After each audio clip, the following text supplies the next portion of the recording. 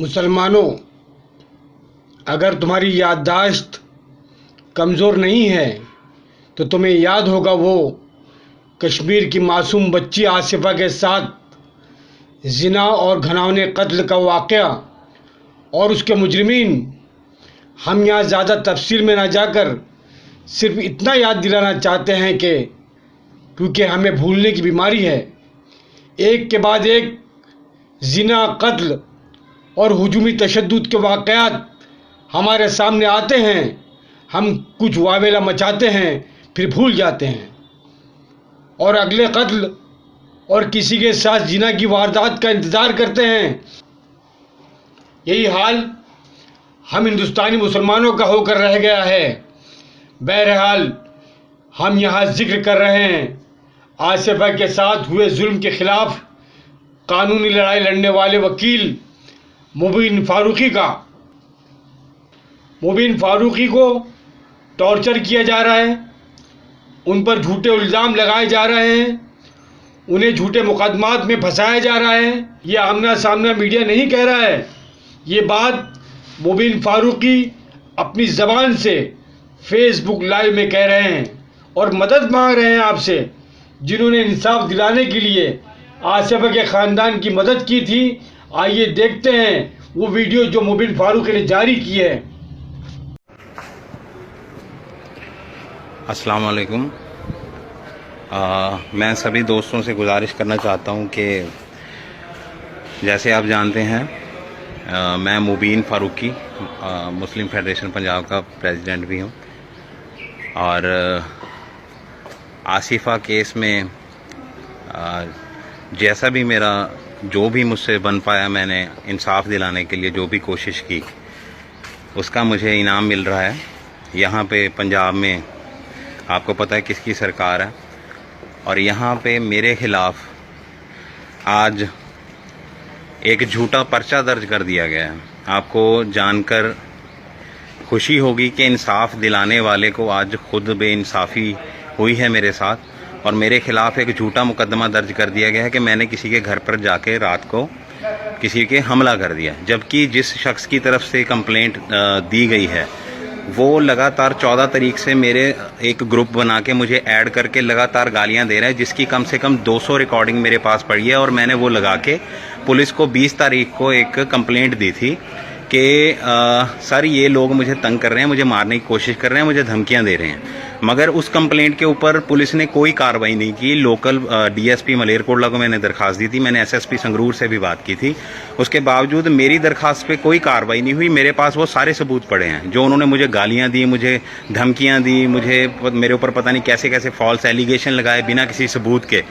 और उसके बाद अब इतनी नाजायज़ होगी कि इन्होंने आगे जब बढ़ते रहे मुझे सबने समझाया कि आप बिल्कुल इनको रिप्लाई नहीं करेंगे, तो मैंने उनको बिल्कुल जवाब देना बंद कर दिया। तो उनकी हिम्मत इतनी ज़्यादा बढ़ गई। इनके पीछे जो सियासी ताकतें हैं आपको वो भी आपको पता, जो इस साजिश के पीछे जो सियासी ताकतें हैं वो भी आपके सामने आ जाएंगी इंशाल्लाह, वो भी आपको जल्द पता चल जाएगा, वो भी मैं सारा कुछ बताऊंगा इंशाल्लाह। और इन्होंने जब मुझे लगातार गालियां देनी शुरू कर दी तो मैंने जो कंप्लेंट एसएसपी साहब को मैंने पहले इन्फॉर्म किया और उसके बाद यहाँ मलेरकोटला डीएसपी साहब को मैंने कंप्लेंट दी, उसके ऊपर कोई कार्रवाई नहीं हुई। तो इन लोगों के इतने हौसले बुलंद हो गए, इन लोगों ने लगातार मुझे उसके बाद भी धमकियां दी कि ऐसी दरखास्तों का हम कुछ नहीं समझते। ठीक है जी।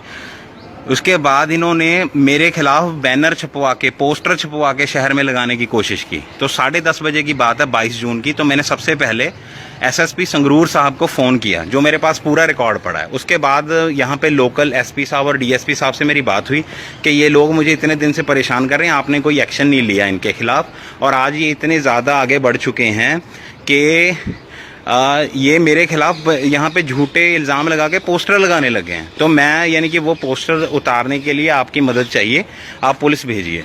तो इन्होंने पुलिस फोर्स भेजी, पुलिस भी साथ गई और हम सब साथ गए। तो जिन लोगों के घरों के मोड़ के ऊपर जिन लोगों ने ये पोस्टर लगाए थे, उन लोगों की गली के मोड़ के ऊपर जो बैनर लगे हुए थे वो उतारे गए और पुलिस उस वक्त भी हमारे साथ थी। इसके बावजूद देखिए इन्होंने ये एक गलत एफआईआर हमारे ऊपर कर दी है दर्ज कि हमने किसी के घर पे जाके गुंडागर्दी की। जबकि जिसके घर के ये बात कर रहे हैं उसके घर में खुद कैमराज लगे हुए हैं, ठीक है, उसकी गली के मोड़ पे कैमराज लगे हुए हैं। कहीं पे भी कोई बात अगर उसने खुद मुझे, इन्होंने जो बात बनाई है कि 11 बजे हमने उसके घर पे गुंडागर्दी की है, 11:49 पे उसकी मुझे कॉल आई है बंदे की, जिसमें वो खुद मान रहा है कि हाँ कि वो घर पे नहीं है, और यानी कि कोई ऐसी बात नहीं हुई है जहाँ पे यानी कि लड़ाई झगड़े वाली जो एलिगेशन लगाए हैं वैसी कोई बात नहीं है। वो भी मेरे पास सारा रिकॉर्ड पड़ा है।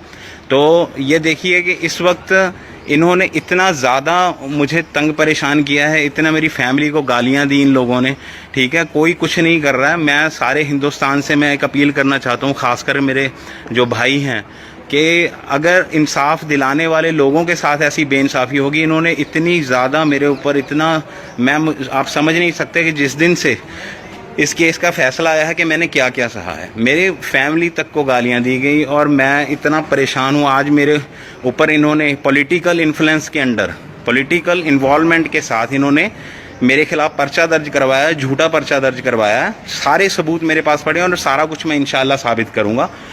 और मेरे घर पे रेड करवाई है, मेरी फैमिली तक को इन्होंने परेशान किया है। पुलिस अभी जाके मेरे घर पे अकेले अकेले कमरे की तलाशी लेके मुझे एक, जैसे बहुत बड़ा मैं क्रिमिनल हूँ, जैसे मैंने बहुत बड़ा जुर्म कर दिया, एक बच्ची को इंसाफ दिला के मैंने बहुत बड़ा जुर्म कर दिया है, इस तरीके से आज यहाँ पे कांग्रेस की गवर्नमेंट है। और हम सोचते थे कि हाँ कांग्रेस एक सेकुलर पार्टी है, मगर यहाँ देखिए कि कौन लोग पीछे हैं इसके, ठीक है। मैं किसी का नाम नहीं लूँगा, मगर इंशाल्लाह आप समझ गए होंगे सारी बात, ठीक है, कि कौन इतनी जल्दी 458 IPC, ठीक है, ये लगाने से पहले इन्वेस्टिगेशन होती है कभी, ठीक है, किसी के बयानों पे सीधा पर्चा नहीं दर्ज होता।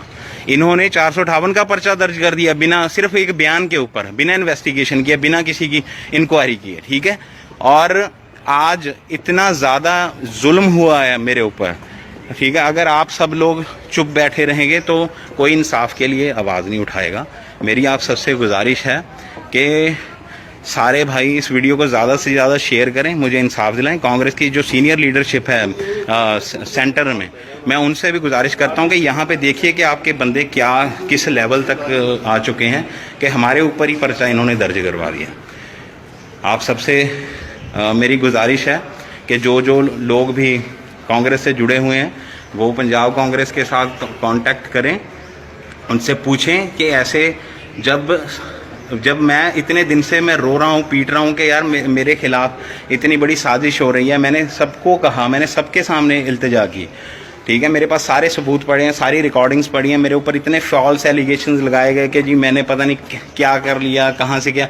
एक सिंगल आज तक ये मेरे खिलाफ एक सिंगल आज तक एक सबूत नहीं पेश कर सके हैं, और उसके बावजूद मैं सब कुछ सहता रहा, अपने ऊपर सहता रहा कि नहीं चलो कोई बात नहीं, जो बोलते हैं ये साजिश है, कोई बात नहीं, चुप हो जाएंगे। मगर ये साजिश इतनी बड़ी हो चुकी है, अभी मेरे खिलाफ इन्होंने पर्चा दर्ज करा दिया, मेरे घर पे पुलिस भेज के, ठीक है, मेरी फैमिली को परेशान किया जा रहा है।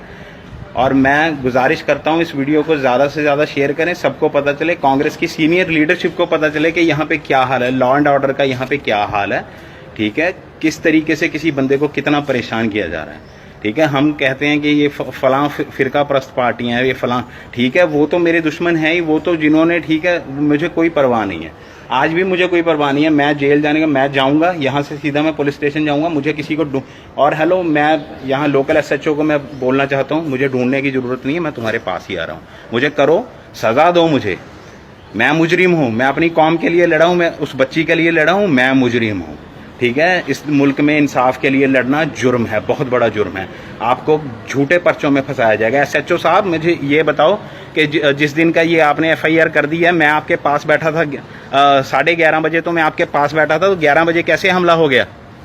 पुलिस आपकी मेरे साथ थी, क्या पुलिस ने साथ जाके हमला करवाया? SSP साहब संगरूर से मैं पूछना चाहता हूँ, 10:30 बजे मैंने आपको कॉल की है सर कि ऐसे ऐसे करके मेरे नाम से बिना नाम लिखे, जो कि जुर्म है, बिना किसी रेफरेंस लिखे, बिना किसी नाम को लिखे मेरे खिलाफ पोस्टर लगा रहे हैं कुछ बंदे, शरारती बंदे, ठीक है, जो किसी की शय पे ये मेरे खिलाफ साजिश रच रहे हैं। तो आपने, ठीक है, पुलिस साथ भेजी है, तो क्या पुलिस ने साथ जाके हमला करवा दिया?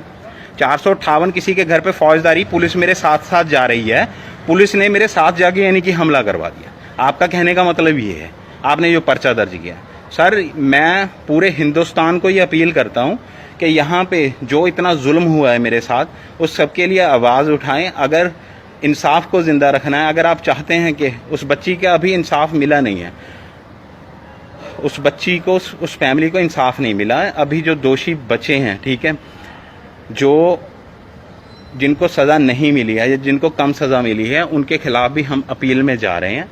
इन लोगों ने मेरा रास्ता रोकने के लिए सिर्फ, ठीक है, मुझे फॉल्स केस में इन्होंने, ठीक है, इन्वॉल्व किया है। मेरी गुजारिश है, मेरी सीनियर कांग्रेस लीडरशिप से गुजारिश है कि आपकी सरकार है यहाँ पे पंजाब में, और आपकी सरकार होते हुए यहाँ पे मेरे साथ इतनी ज़्यादा ज़्यादती हुई है, इतनी ज़्यादा ज़्यादती हुई है। एक एक सबूत अगर मैं साबित ना कर सकूँ, मैं चौंक में खड़ा होकर मुझे गोली मार देना, ठीक है, अगर मेरा कहीं पे एक भी कसूर हुआ। सब मैंने दरखास्तें, लीगल कार्रवाई मैंने शुरू की हुई थी, मैंने दरखास्तें दी हुई थी, ठीक है, कि ऐसे ऐसे ये लोग मुझे परेशान कर रहे हैं, ठीक है, मुझे मारने की धमकियां दे रहे हैं। सारी रिकॉर्डिंग्स मेरे पास पड़ी हैं, ऑडियोज़ पड़ी हैं जो उन्होंने भेजी हैं मुझे। उसके बावजूद मैं पुलिस को इन्फॉर्म करता रहा, मैंने सबको इन्फॉर्म किया, ठीक है, उसके बावजूद इन्होंने देखिए कि कैसे साजिश, एक चाल के तहत, और ठीक है, किसकी इन्वॉल्वमेंट से ये पर्चा दर्ज हुआ है, बस वो मैं आपको बता दूंगा, कोई ऐसी बात नहीं है। मुझे मार देना कोई इशू नहीं है, मुझे उठा लो, मैं आ रहा हूँ, अरेस्ट कर लो, मुझे मारना पीटना जितना जुल्म हो सकता है। अगर मैं जिंदा बच गया तो इंशाअल्लाह ताला मैं निकलूंगा बाहर और मैं सबका बताऊंगा कि किस किस बंदे की क्या क्या इन्वॉल्वमेंट है। ऐसे पर्चे नहीं दर्ज होते, मेरी भी कंप्लेंट्स पड़ी हैं वहाँ।